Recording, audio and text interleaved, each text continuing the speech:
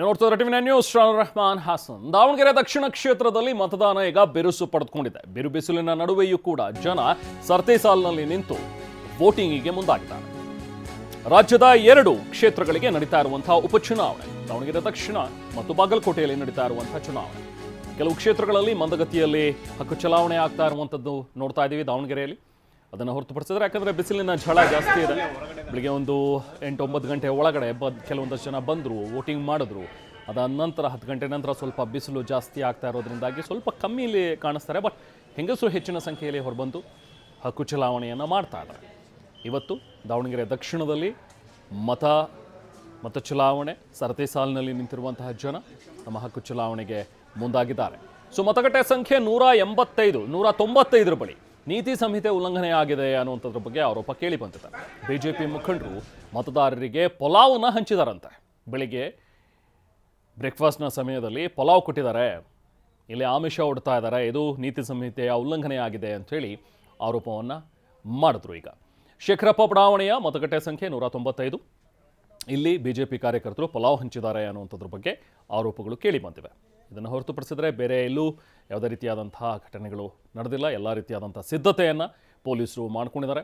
ಯಾವುದೇ ರೀತಿ ಅಹಿತಕರ ಘಟನೆಗಳಾಗಬಾರ್ದು ಅನ್ನೋ ನಿಟ್ಟಿನಲ್ಲಿ ಕ್ರಮಗಳನ್ನು ಕೈಗೊಂಡಿದ್ದಾರೆ. ಕೆಲವೊಂದು ಕಡೆ ಹೆಚ್ಚೇನು ಇಲ್ಲ, ಅತಿ ಸೂಕ್ಷ್ಮ ಮತಗಟ್ಟೆಗಳು ಅನ್ನುವಂಥದ್ದು.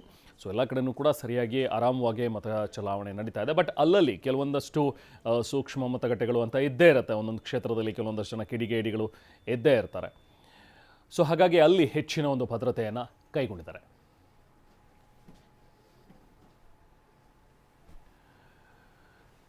ಸೊ ದಾವಣಗೆರೆ ಮತ್ತು ಬಾಗಲಕೋಟೆ 2 ಕಡೆಯೂ ಕೂಡ ನಮ್ಮ ಪ್ರತಿನಿಧಿ ಇದ್ದಾರೆ. ಅವರು ನಮ್ಮ ಜೊತೆಗೆ ಈಗ ಜಾಯ್ನ್ ಆಗಿದ್ದಾರೆ, ಮಾತಾಡೋಣ. ಒಂದು ಕಡೆ ಅಣ್ಣಪ್ಪ ಬಾರ್ಕಿ ಇದ್ದಾರೆ ದಾವಣಗೆರೆಯಲ್ಲಿ, ಜೊತೆಗೆ ರವಿ ಮುಖಿ ಬಾಗಲಕೋಟೆಯಿಂದ ಜಾಯ್ನ್ ಆಗಿದ್ದಾರೆ, ಮಾತಾಡೋಣ. ಮೊದಲಿಗೆ ಅಣ್ಣಪ್ಪ, ಈಗ ದಾವಣಗೆರೆಯಲ್ಲಿ ಹೇಗಿದೆ ಮತದಾನ? ಸೊ ಎಲ್ಲ ಜನ ಈಗ ಹೊರಗಡೆ ಬರ್ತಾ ಇದ್ದಾರಾ, ಮತ ಚಲಾವಣೆಯನ್ನು ಮಾಡ್ತಾ ಇದ್ದಾರಾ? ಬಿರುಸಿನಿಂದ ಕುಡಿದೆಯಾ ಅಥವಾ ಮಂದಗತಿಯಲ್ಲಿ ಸಾಗ್ತಾ ಇದೆಯಾ? ಜನ ಇಂಟ್ರೆಸ್ಟ್ ತೋರಿಸ್ತಾ ಇದ್ರೋ ಇಲ್ವೋ? ಹೇಗಿದೆ ಅಲ್ಲಿ ಸದ್ಯಕ್ಕೊಂದು ರೆಸ್ಪಾನ್ಸ್ ಅಣ್ಣಪ್ಪ? ರೆಹಮಾನ್, ಖಂಡಿತವಾಗ್ಲೂ ಏನು ದಾವಣಗೆರೆಯ ದಕ್ಷಿಣ ವಿಧಾನಸಭಾ ಕ್ಷೇತ್ರದ ಮತದಾರರು ತುಂಬ ಆಸಕ್ತಿಯಿಂದ, ಉತ್ಸುಕತೆಯಿಂದ ಬಂದು ಹೊರಗಡೆ ಬಂದು ಮತದಾನ ಮಾಡ್ತಾ ಇರುವಂಥದ್ದು. 284 ಮತಗಟ್ಟೆ ಏನಿದ್ದಾವೆ, ಎಲ್ಲ ಮತಗಟ್ಟೆಗೂ ಕೂಡ ಜನರು ಬೆಳಗ್ಗೆಯಿಂದ 7 ಗಂಟೆಯಿಂದನೇ ಬಂದು ಮತದಾನ ಮಾಡ್ತಾ ಇರುವಂಥದ್ದು. ಅದರಲ್ಲೂ ಅತಿ ಹೆಚ್ಚು ವಯೋವೃದ್ಧರು ಮತ್ತು ವಯಸ್ಕರು ಮಾಡ್ತಾ ಇದ್ದಾರೆ ಅನ್ನುವಂಥ ಮಾತುಗಳನ್ನು ಈಗ ಕೇಳಿಬರ್ತದ್ದು. ಸರಿಸುಮಾರು ಈಗ 4 ಗಂಟೆ ಆಯಿತು, 4 ಗಂಟೆ ಮತದಾನ ಆರಂಭವಾಗಿ 4 ಗಂಟೆ ಆಯಿತು. ಈಗ 20% ಮತದಾನ ಆಗಿದೆ ಅನ್ನುವಂಥ ಮಾತುಗಳನ್ನು ಈಗ ಅಧಿಕಾರಿಗಳು ಹೇಳಿರುವಂಥದ್ದು. ಈಗ ನಾನು ದಕ್ಷಿಣ ವಿಧಾನಸಭಾ ಕ್ಷೇತ್ರದ ಹದಡಿಯ ಗ್ರಾಮ ಪಂಚಾಯತಿ ವ್ಯಾಪ್ತಿಯಲ್ಲಿದ್ದೀನಿ. ನಾನು ನಿಮಗೆ ದೃಶ್ಯಾವಳಿಗಳಲ್ಲಿ ತೋರಿಸ್ತಾ ಇದ್ದೀನಿ, ನೋಡ್ತಾ ಇರ್ಬೋದು ಯಾವ ರೀತಿ ಜನರು ಮತಗಟ್ಟೆಯ ಹತ್ತಿರ ಬಂದು ನಿಂತಿದ್ದಾರೆ ಅಂತ ಹೇಳಿದ್ರೆ. ಇದು ನಾನು ಮತಗಟ್ಟೆಯ ಹೊರಗಡೆ ಇದ್ದೇನೆ ರೆಹಮಾನ್. ಹೊರಗಡೆಯಲ್ಲಿ ಈಗ ಜನರು ಈ ರೀತಿ ಇದ್ದಾರೆ. ಒಳಗಡೆ ದೃಶ್ಯಾವಳಿಗಳು ಯಾವ ರೀತಿ ಇದೆ ಅಂದರೆ ಸರದಿ ಸಾಲಿನಲ್ಲಿ ಕುತ್ಕೊಂಡಿರುವಂಥದ್ದು. ಒಂದು ಕಡೆ ಮಹಿಳೆಯರಿಗೆ ವ್ಯವಸ್ಥೆ ಮಾಡಿರುವಂಥದ್ದು, ಒಂದು ಕಡೆ ಗಂಡು ಮಕ್ಕಳಿಗೆ ವ್ಯವಸ್ಥೆ ಮಾಡಿರುವಂಥದ್ದು. ಅದಕ್ಕೂ ಏನಂತಂದರೆ ವಯೋವೃದ್ಧರೆದುರಿಗೆ ವೀಲ್ ಚೇರ್ ಕೂಡ ಹಾಕಿರುವಂಥದ್ದು. ಒಟ್ಟಾರೆ ಜಿದ್ದಿನ ಕಣ ಇದು. ಶಾಮನೂರು ಶಿವಶಂಕರಪ್ಪನವರು ಇರುವಂಥ ಶಾಮನೂರು ಕೋಟೆ ಅಂಥೇಳಿ ಪ್ರಸಿದ್ಧಿಯಾಗಿತ್ತು. ಶಾಮನೂರು ಅವರು ವಯಸ್ಸಹಜ ಕಾಲದಿಂದ ಶಾಮನೂರು ಶಿವಶಂಕರಪ್ಪನವರು ನಿಧನ ಹೊಂದಿದ್ರು. ಅದರ ನಂತರ ಈಗ ಉಪಚುನಾವಣೆ ನಡೀತಾ ಇರುವಂಥದ್ದು. ರಾಜ್ಯದ ಗ್ಯಾರಂಟಿಯನ್ನು ಇಟ್ಟುಕೊಂಡು ಕಾಂಗ್ರೆಸ್ ಸರ್ಕಾರ ಬಿರುಸಿನ ಪ್ರಚಾರ ಮಾಡ್ತು. ಘಟಾನುಘಟಿ ನಾಯಕರು CM ಆದಿಯಾಗಿ ಬಂದು ಪ್ರಚಾರ ಮಾಡಿದ್ರು. ಅದೇ ರೀತಿ ಬಿಜೆಪಿ ನಾಯಕರು ಕೂಡ ಘಟಾನುಘಟಿ ನಾಯಕರು ಬಂದು ಪ್ರಚಾರ ಮಾಡಿದ್ರು.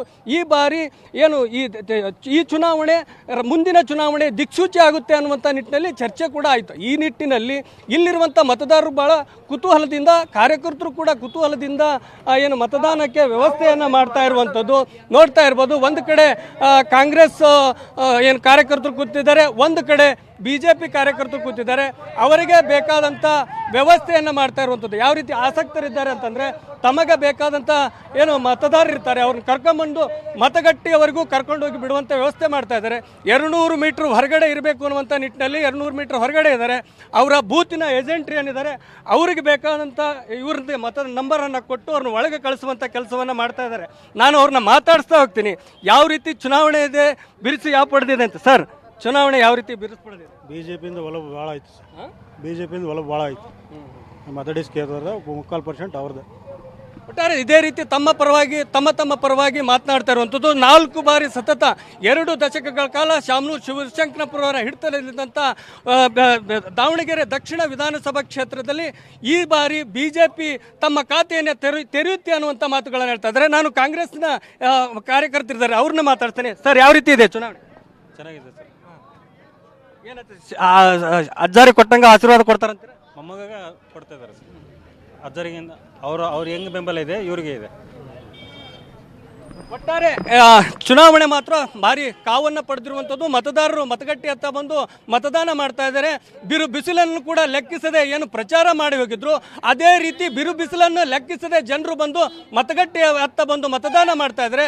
ಇನ್ನೇನು ಬಿಸಿಲಾಗ್ತಾ ಇದೆ, ಮಧ್ಯಾಹ್ನ 3 ಗಂಟೆಯ ನಂತರ ಮತ್ತೆ ಮತದಾನ ಬಿರುಸುಗೊಳ್ಳುತ್ತೆ ಅನ್ನುವಂಥ ಮಾತುಗಳನ್ನು ಕೂಡ ಹೇಳ್ತಾ ಇರುವಂಥದ್ದು. ಒಟ್ಟಾರೆ ದಾವಣಗೆರೆ ಜಿಲ್ಲಾಡಳಿತ ಯಾವುದೇ ರೀತಿಯಾದಂಥ ಅಹಿತಕರ ಘಟನೆ ನಡೀಬಾರ್ದು ಅಂತೇಳಿ 73 ಸೂಕ್ಷ್ಮ ಮತಗಟ್ಟೆಗಳನ್ನು, ಅತಿ ಸೂಕ್ಷ್ಮ ಮತಗಟ್ಟೆಗಳನ್ನು ಮಾಡಿರುವಂಥದ್ದು. ಒಟ್ಟಾರೆ ದಾವಣಗೆರೆಯಲ್ಲಿರುವಂಥ ದಾವಣಗೆರೆ ದಕ್ಷಿಣ ವಿಧಾನಸಭಾ ಕ್ಷೇತ್ರದಲ್ಲಿರುವಂಥ 784 ಮತಗಟ್ಟೆಯಲ್ಲೂ ಕೂಡ ಯಾವುದೇ ರೀತಿಯಾದಂಥ ತೊಂದರೆ ಆಗಿಲ್ಲ. ಆದರೆ ಏನು 7 ಗಂಟೆ ಸುಮಾರಿಗೆ ಸ್ಟಾರ್ಟಿಂಗಲ್ಲಿ ಒಂದು VVM ಪ್ಯಾಡ್ ಕೆಟ್ಟದ್ದನ್ನು ಬಿಟ್ಟರೆ, ತಾಂತ್ರಿಕ ತೊಂದರೆ ಆಗಿದ್ದನ್ನು ಬಿಟ್ಟರೆ ಉಳಿದ ಯಾವುದೇ ರೀತಿಯಾದಂಥ ಅಹಿತಕರ ಘಟನೆ ನಡೆದಿಲ್ಲ. ಮತದಾನ ಕೂಡ ಉತ್ತಮವಾಗಿ ನಡೀತಾ ಇದೆ. ರೆಹಮಾನ್. ರೈಟ್ ಅಣ್ಣಪ್ಪ, ನಾನು ಮಾತಾಡ್ತೀನಿ. ಮತ್ತೆ ಹಾಗೆ ರವಿ ನಿಮ್ಮ ಜೊತೆಗೂ ಕೂಡ ಮಾತಾಡ್ತೀನಿ. ಬಾಗಲಕೋಟೆಯಲ್ಲಿ ಹೇಗಿದೆ ಪರಿಸ್ಥಿತಿ ಅನ್ನುವಂಥದ್ದನ್ನ ತಿಳ್ಕೊಳ್ತಾ ಹೋಗೋಣ. ನೋಡಿ, ಬಾಗಲಕೋಟೆ ಉಪಚುನಾವಣೆಯಲ್ಲೂ ಕೂಡ ವೋಟಿಂಗ್ ಬಿರುಸನ್ನ ಪಡ್ಕೊಂಡಿದೆ. ಬೆಳಿಗ್ಗೆಯಿಂದಲೇ ಜನ ಹೊರಗಡೆ ಬಂದು ವೋಟ್ ಮಾಡ್ತಾ ಇದ್ದಾರೆ. ನೋಡಿ, ಈಗ 10 ಗಂಟೆವರೆಗೂ ಸಿಕ್ಕಂಥ ಒಂದು ಶೇಕಡವಾರು ಮತ ಚಲಾವಣೆಯ ಲೆಕ್ಕ ನೋಡಿದ್ರೆ 20% ಆಗಿದೆ. ಈಗ ಸ್ವಗ್ರಾಮ ತಿಮ್ಮಾಪುರದಲ್ಲಿ ಉಮೇಶ್ ಮೇಟಿಯವರು ವೋಟಿಂಗ್ ಮಾಡಿದ್ದಾರೆ. ಇನ್ನೊಂದು ಕಡೆ ವೀರಣ್ಣ ಚರಂತಿಮಠ ಕುಟುಂಬ ಸಮೇತರಾಗಿ ಬಂದು ಮತ ಚಲಾವಣೆಯನ್ನು ಮಾಡಿದ್ದಾರೆ. ತಮ್ಮ ಅದೃಷ್ಟ ಪರೀಕ್ಷೆಗಿಳಿದಿರುವಂತಹ ಮೇಟಿ ಮತ್ತು ಚರಂತಿಮಠ ಅವರು. ಸೊ ಯಾರು ಗೆಲ್ತಾರೆ, ಯಾರಿಗೆ ಮತದಾರರ ಒಲವಿದೆ ಅನ್ನುವಂಥದ್ದು ಸಾಕಷ್ಟು ಜಿದ್ದಾಜಿದ್ದಿನಿಂದ ಕೂಡಿರುವಂಥ ಒಂದು ಕಣ. ಯಾಕಂದರೆ ಈಗ ದಕ್ಷಿಣ ಕ್ಷೇತ್ರ ಮತ್ತು ಬಾಗಲಕೋಟೆ 2 ಕಡೆನೂ ಕೂಡ ಗಮನಿಸ್ತಾ ಹೋದರೆ ಒಂದು ಬಿರುಸಿನ ಒಂದು ಚಟುವಟಿಕೆಯಲ್ಲಿ ಎಲ್ಲ ಆಕಾಂಕ್ಷಿಗಳು ಕೂಡ ಇದ್ದೇ ಇದ್ದಾರೆ. ಸೊ ಹಾಗಾಗಿ ಏನಾಗುತ್ತೆ, ರಿಸಲ್ಟ್ ಏನಾಗುತ್ತೆ ಅನ್ನುವಂಥದ್ರ ಬಗ್ಗೆ ಎಲ್ಲರೂ ಕೂಡ ಕುತೂಹಲದಿಂದಿದ್ದಾರೆ. ಹಾಗೆ ನೋಡಿ, ಮತಗಟ್ಟೆ ಸಂಖ್ಯೆ 166ರಲ್ಲಿ ವೀರಣ್ಣ ಚರಂತಿಮಠ ಅವರು ಮತದಾನ ಮಾಡಿದ್ರು. ಮತದಾನಕ್ಕಾಗಿ ಗೋವಾದಿಂದ ಬಸ್ನಲ್ಲಿ ಬಂದಿದ್ದಾರಂತೆ ಒಂದು 70-80 ಜನ. ಇವರೆಲ್ಲರೂ ಕೂಡ ಬಂದು ಮತ ಚಲಾವಣೆಯನ್ನು ಮಾಡಿದ್ದಾರೆ. ರವಿ ಮುಖಿ ಅವರ ಹತ್ರ ಮಾತಾಡೋಣ. ರವಿ, ಈಗ ಬಾಗಲಕೋಟೆಯಲ್ಲಿ 10 ಗಂಟೆವರೆಗೂ ಕೂಡ 20% ಅನ್ನುವಂಥದ್ದನ್ನು ಹೇಳ್ತಿದ್ರು. ಅದಾದ ನಂತರವೂ ಕೂಡ ಜನ ಬರ್ತಾ ಇದ್ದಾರೆ. ವೋಟಿಂಗ್ ಹೇಗಿದೆ ಈಗ ಸದ್ಯಕ್ಕೆ? ಬೇರೆ ಬೇರೆ ರಾಜ್ಯಗಳಲ್ಲಿ ಅಥವಾ ಬೇರೆ ಬೇರೆ ಜಿಲ್ಲೆಗಳಲ್ಲಿ ಹೋಗಿರುವಂಥವ್ರು, ವಲಸೆ ಹೋಗಿರುವಂಥವ್ರು, ಇವರೆಲ್ಲರೂ ಕೂಡ ವಾಪಸ್ ಬಂದು ಇಲ್ಲಿ ಮತ ಚಲಾವಣೆಯನ್ನು ಮಾಡ್ತಾ ಇರುವಂಥ ಒಂದು ದೃಶ್ಯಗಳು ಹೇಗಿದೆ ಸದ್ಯದಲ್ಲಿ ಪರಿಸ್ಥಿತಿ ರವಿ? ಹೌದು ರೆಹಮಾನ್, ಬಾಗಲಕೋಟೆ ಉಪಚುನಾವಣೆಗೆ ಸಂಬಂಧಪಟ್ಟಂತೆ ಹೇಳೋದಾದರೆ ಏನು ಬೆಳಗ್ಗೆಯಿಂದಲೂ ಕೂಡ ಮತದಾರರು ತುಂಬಾನೇ ಉತ್ಸಾಹದಿಂದ ಏನೋ ಬಂದು ಮತವನ್ನು ಚಲಾಯಿಸ್ತಾ ಇದ್ದಾರೆ. ತಮ್ಮ ವೋಟರ್ ಐಡಿಯನ್ನು ಹಿಡ್ಕೊಂಡು ಸರತಿ ಸಾಲಿನಲ್ಲಿ ನಿಂತು ತಮ್ಮ ಹಕ್ಕನ್ನು ಚಲಾವಣೆ ಮಾಡ್ತಾ ಇದ್ದಾರೆ. ಅದರಲ್ಲೂ ಪ್ರಮುಖವಾಗಿ ಈಗಾಗಲೇ ಬಿಜೆಪಿ ಅಭ್ಯರ್ಥಿ ವೀರಣ್ಣ ಚರಂತಿಮಠ ಅವರು ಕೂಡ ತಮ್ಮ ಕುಟುಂಬ ಸಮೇತ ಬಂದು ಏನೋ ಮತದಾನವನ್ನು ಮಾಡಿದ್ದಾರೆ. ಅದರ ಜೊತೆಗೆ ಬಿಜೆಪಿಯ MLC PH ಪೂಜಾರ್ ಆಗಿರ್ಬೋದು, ಇನ್ನೊಂದು ಕಡೆ ರಾಜ್ಯಸಭಾ ಸದಸ್ಯ ನಾರಾಯಣ ಸಾಹೇಬ್ ಬಾಂಡ್ಗೆ ಕೂಡ ಅವರು ತಮ್ಮ ಕುಟುಂಬ ಸಮೇತ ಬಂದು ತಮ್ಮ ಹಕ್ಕನ್ನು ಚಲಾಯಿಸಿರುವಂಥದ್ದು. ಅದರ ಜೊತೆಗೆ ಪ್ರಮುಖವಾಗಿ ಹೇಳಬೇಕಂತಂದರೆ ಏನು ಯುವ ಮತದಾರರು, ಅದರ ಜೊತೆಗೆ ಏನು ವಯೋವೃದ್ಧ ಮತದಾರರು ಕೂಡ ಏನು ಮತಗಟ್ಟೆಗೆ ಬಂದು ಹಕ್ಕನ್ನು ಚಲಾಯಿಸಿರುವಂಥದ್ದು ವಿಶೇಷ. ಕೇವಲ ಬಾಗಲಕೋಟೆ ನಗರ ಅಷ್ಟೇ ಅಲ್ಲದೆ ಇಡೀ ಗ್ರಾಮೀಣ ಭಾಗದಲ್ಲೂ ಕೂಡ ಮತದಾನ ತುಂಬಾ ಏನು ಚೆನ್ನಾಗಿ ನಡೀತಾ ಇದೆ. ಇದುವರೆಗೂ ಕೂಡ ಸುಮಾರು ಒಂದು 20%ನಷ್ಟು ಏನು ಮತದಾನ ಆಗಿರುವಂಥದ್ದು. ಅದರಲ್ಲೂ ಪ್ರಮುಖವಾಗಿ ಹೇಳಬೇಕಂತಂದರೆ ತಮ್ಮ ಹೊಟ್ಟೆಪಾಡಿಗಾಗಿ ಗುಳೆ ಹೋದಂತಹ ಜನರು ಕೂಡ ವಾಪಸ್ ಬಂದು ತಮ್ಮ ಹಕ್ಕು ಚಲಾವಣೆ ಮಾಡ್ತಾ ಇರುವಂಥದ್ದು. ಗೋವಾದಿಂದ ಸುಮಾರು 2 ಖಾಸಗಿ ಬಸ್ಗಳಲ್ಲಿ 70ರಿಂದ 80 ಜನ ಬಂದು ಈಗಾಗಲೇ ಮಾದಾಪುರ ಗ್ರಾಮಕ್ಕೆ ಬಂದು ತಮ್ಮ ಹಕ್ಕನ್ನು ಚಲಾಯಿಸ್ತಾ ಇದ್ದಾರೆ. ಅದರ ಜೊತೆಗೆ ಕೆಲವೊಂದಿಷ್ಟು ಸಣ್ಣ ಪುಟ್ಟ ಗೊಂದಲಗಳಾಗಿರೋದನ್ನು ಕೂಡ ನಾವು ತೋರಿಸ್ತಾ ಇದ್ದೀವಿ. ಈಗೇನು ನಾವು ದೃಶ್ಯದಲ್ಲಿ ತೋರಿಸ್ತಾ ಇದ್ದೀವಿ, ಇದು ಮೆಟ್ರಿಕ್ ನಂತರದ ವೃತ್ತಿಪರ ವಸತಿ ಬಾಲಕಿಯರ ವಸತಿ ನಿಲಯ. ಇಲ್ಲಿನ ಕೆಲವೊಂದಿಷ್ಟು ಇಲ್ಲಿ ಸುಮಾರು 20ರಿಂದ 30 ಜನ ವಿದ್ಯಾರ್ಥಿನಿಯರು ಇದ್ರು ಅಂತ ಹೇಳಲಾಗ್ತಾ ಇದೆ. ಆದರೆ ಅವರಿಗೆ ವಾರ್ಡನ್ ಹೊರಗಡೆ ಹೋಗಲಿಕ್ಕೆ ಬಿಡ್ತಾ ಇಲ್ಲ, ವೋಟ್ ಹಾಕಲಿಕ್ಕೆ ಅವರಿಗೆ ಅವಕಾಶ ಮಾಡಿಕೊಡ್ತಾ ಇಲ್ಲ ಅನ್ನೋಂಥ ಒಂದು ಕೆಲವೊಂದಿಷ್ಟು ಆರೋಪಗಳು ಕೇಳಿ ಬಂದಿದ್ದು. ಅದಕ್ಕೆ ABVP ವಿದ್ಯಾರ್ಥಿಗಳು ಕೂಡ ಇದನ್ನು ಅಂದರೆ ಒಳಗಡೆ ಇರುವಂಥ ವಿದ್ಯಾರ್ಥಿನಿಯರು ABVP ವಿದ್ಯಾರ್ಥಿಗಳಿಗೆ ಕರೆ ಮಾಡಿ ನಮಗೆ ಈ ಥರ ಅಡ್ಡಿ ಆಗ್ತಾ ಇದೆ ಅನ್ನೋ ಒಂದು ಮಾಹಿತಿಯನ್ನು ಹೇಳಿದಾರಂತೆ. ಆ ಒಂದು ವಿಚಾರಕ್ಕೆ ಸಂಬಂಧಪಟ್ಟಂತೆ ಮಾಹಿತಿಯನ್ನು ತಿಳಿದಂತಹ ಪೊಲೀಸರು ಕೂಡ ಈಗಾಗಲೇ ಸ್ಥಳದಲ್ಲಿ ಬಂದು ಪರಿಶೀಲನೆ ಮಾಡ್ತಾ ಇರುವಂಥ ದೃಶ್ಯವನ್ನು ಕೂಡ ನಾವು ತೋರಿಸ್ತಾ ಇದ್ದೀವಿ. ಈಗಾಗಲೇ ಬಾಗಲಕೋಟೆಯ ನವನಗರ ಪೊಲೀಸರು ಕೂಡ ಸ್ಥಳಕ್ಕೆ ಬಂದಿದ್ದಾರೆ. ಅದರ ಜೊತೆಗೆ ಇನ್ನೊಂದು ಭಾಗದಲ್ಲಿ ನಾವು ತೋರಿಸ್ತೀವಿ, ಮೆಟ್ರಿಕ್ ನಂತರದ ಏನು ಇದೇ ಹಾಸ್ಟೆಲ್ನಲ್ಲೇ ಸುಮಾರು ಒಂದು 20ರಿಂದ 30 ಜನ ವಿದ್ಯಾರ್ಥಿನಿಯರು ಒಳಗಡೆನೇ ಇದ್ದಾರೆ. ಅವರಿಗೆ ಹೊರಗಡೆ ವೋಟ್ ಹಾಕಲಿಕ್ಕೆ ಅವಕಾಶ ಕೊಟ್ಟಿಲ್ಲ ಅನ್ನೋ ಒಂದು ಆರೋಪ ಕೇಳಿ ಬಂದಿರುವುದರಿಂದ ಇಲ್ಲಿ ಅದನ್ನು ವಿಚಾರಣೆ ಮಾಡಲಿಕ್ಕೆ ಅಧಿಕಾರಿಗಳು ಬಂದಿದ್ದಾರೆ. ಇನ್ನೊಂದು ನಮ್ಮ ಎಡಭಾಗದಲ್ಲಿ ನಾವು ತೋರಿಸ್ತಾ ಇದ್ದೀವಿ, ಇನ್ನೂ ಹೆಚ್ಚಿನ ಸಂಖ್ಯೆಯಲ್ಲಿ ಪೊಲೀಸರು ಕೂಡ ಇದೇ ಒಂದು ಸ್ಥಳದಲ್ಲಿ ಬಂದಿರುವಂಥದ್ದು. ಅಂದರೆ ಬಾಗಲಕೋಟೆ AC ಅಂದರೆ ಉಪಚುನಾವಣಾಧಿಕಾರಿ ಸಂತೋಷ್ ಜಗಲಾಸ್ ಸರ್ ಆಗಿರ್ಬೋದು ಮತ್ತು ನವನಗರ ಪೊಲೀಸರು DYSP ಗಜಾನನ್ ಸುತಾರ್ ಮತ್ತು ಬಾಗಲಕೋಟೆ ತಹಸೀಲ್ದಾರ್ ವಾಸುದೇವ್ ಅಂತೇನಿದ್ದಾರೆ. ಇವರೆಲ್ಲರೂ ಕೂಡ ಬೀಡು ಬಿಟ್ಟು ಈಗ ಈ ಒಂದು ವಿಚಾರಕ್ಕೆ ಸಂಬಂಧಪಟ್ಟಂತೆ ಪರಿಶೀಲನೆ ನಡೆಸ್ತಾ ಇದ್ದಾರೆ. ಇದರ ಜೊತೆಗೆ ಬಾಗಲಕೋಟೆಯ 322 ಮತಗಟ್ಟೆಗಳಲ್ಲೂ ಕೂಡ ಬಿಸಿಲು ಆದರೂ ಕೂಡ ಹೆಚ್ಚಿನ ಸಂಖ್ಯೆಯಲ್ಲಿ ಮತದಾರರು ಬಂದು ತಮ್ಮ ಹಕ್ಕನ್ನು ಚಲಾಯಿಸ್ತಾ ಇದ್ದಾರೆ. ಯಾರಿಗೂ ಕೂಡ ಏನು ಬೇಸರ ಪಟ್ಟುಕೊಳ್ಳದೆ ತಮ್ಮ ಹಕ್ಕನ್ನು ಚಲಾಯಿಸಬೇಕು. ಯಾಕಂದರೆ ಪ್ರಜಾಪ್ರಭುತ್ವದಲ್ಲಿ ಮತದಾನ ಅನ್ನೋದು ತುಂಬಾ ಮಹತ್ವದ್ದಾಗಿರುವಂಥದ್ದು. ಈ ನಿಟ್ಟಿನಲ್ಲಿ ಬಾಗಲಕೋಟೆ ಜಿಲ್ಲಾದ್ಯಂತ 2,59,797 ಜನ ಮತದಾರರಿದ್ದಾರೆ. ಪುರುಷರು, ಮಹಿಳೆಯರು, ಇತರೆ ಮತದಾರರು ಎಲ್ಲರನ್ನು ಸೇರಿಸಿಕೊಂಡು ಆ ಒಂದು ವಿಚಾರಕ್ಕೆ ಸಂಬಂಧಪಟ್ಟಂತೆ ಮತದಾನ ಬರದಿಂದ ಸಾಗ್ತಾ ಇರುವಂಥದ್ದು. ಯಾಕಂದರೆ ಬಾಗಲಕೋಟೆ ಅಂದರೆ ಸಹಜವಾಗಿ ಹೆಚ್ಚಿನ ಪ್ರಮಾಣದಲ್ಲಿ ಬಿಸಿಲು ಇರುವಂತಹ ಒಂದು ಪ್ರದೇಶ. ಆದ್ದರಿಂದ ಆದಷ್ಟು ಮಧ್ಯಾಹ್ನ 11-12 ಗಂಟೆ ಒಳಗಡೆ ಹೆಚ್ಚಿನ ಸಂಖ್ಯೆಯಲ್ಲಿ ಮತದಾನ ಮಾಡುವಂಥ ಸಾಧ್ಯತೆ ಇದೆ. ಇದೀಗ ತಿಳಿದು ಬಂದಿರೋ ಮಾಹಿತಿ ಪ್ರಕಾರ ಒಟ್ಟು 20% ಮತದಾನ ಬಾಗಲಕೋಟೆ ಜಿಲ್ಲೆಯಲ್ಲಿ ಆಗಿರುವಂಥದ್ದು. ಎಲ್ಲ ಕಡೆಯೂ ಕೂಡ ವೆಬ್ ಕಾಸ್ಟಿಂಗ್ ಆಗ್ತಾ ಇದೆ. ಯಾವುದೇ ಅಹಿತಕರ ಘಟನೆ ಆಗಬಾರ್ದಂಥದ್ದು.